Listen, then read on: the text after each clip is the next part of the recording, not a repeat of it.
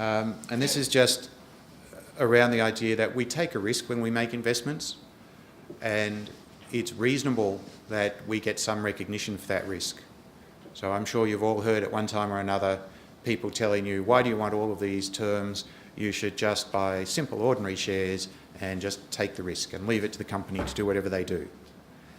And there are a lot of people investing that way in the startup world today, particularly on the online platforms, through accelerators and through other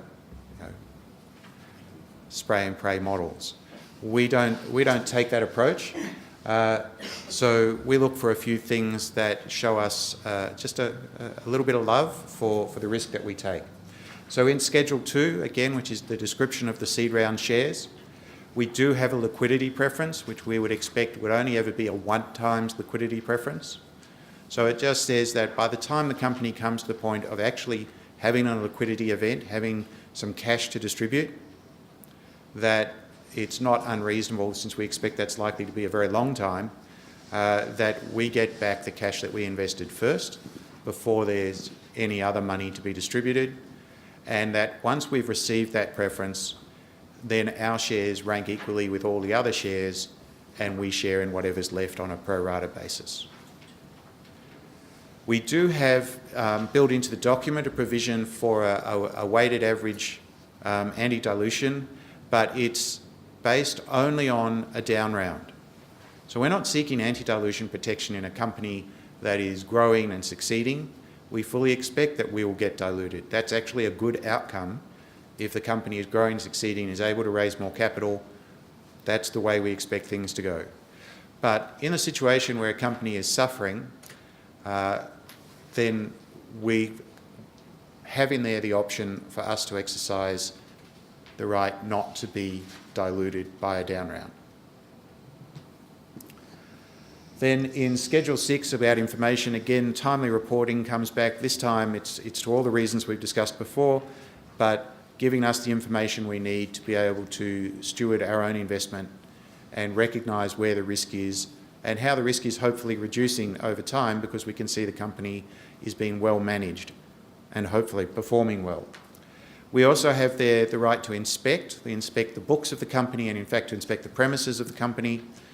Premises in most of the companies we invest in wouldn't be all that important, but as we increasingly invest in companies with hardware assets like medical devices, then premises starts to become an important right, because there may be key physical assets that we may at some point want to make sure still exist and are still in the possession of the company. The audit is one which we've already had some interesting conversations on. It's a right once a year for us to require the company to audit their accounts at the company's expense, and we've already had some interesting conversations about whether that should be at the company's expense or not. One of the companies we're currently dealing with has suggested, well, we don't mind, go ahead and have an audit, but if the audit proves that everything's kosher, then you guys pay for the audit, and if it finds something's a problem, then the company pays for the audit. So that's the sort of question, the sort of negotiation that we may well have from time to time. Our starting position is the company will pay for the audit, and that's a pretty normal term in many other contracts. But that doesn't mean that we shouldn't consider it one of the areas that we would negotiate around. And then Schedule 7, which is about warranties, and this is about giving us the comfort that there is a claim of a clean history and a protection going forward, that if there isn't a clean history, if there is some sort of problem historically, that it doesn't come back and bite us after we've invested. Now, warranties are warranties. There's questions about how powerful they can be, but that's why they're there, and that's why we ask people to sign them. So when founders or when their legal staff say, their legal advisors say, no, we're not going to sign any warranties, it's partly us just saying, look, show us a little bit of respect for the risk that we're willing to take with our money and our time. That's what it's about. So, any questions? Yeah, I'll start. Anti-dilution. The formula's fairly prescriptive. There's a company that you're aware of and David's aware of and I'm aware of. We've actually contemplated that, but it got to the point where the founder would have been completely de-incentivised with the prescriptive formula. So we had to try and work a way around it. Is it the right to do so, but then, I suppose, have some flexibility around the amount of the dilution? Well, I mean, my response would be that all of these things give us a right. Nothing compels us to exercise our right, but I'm not sure if that's the correct legal way to state it.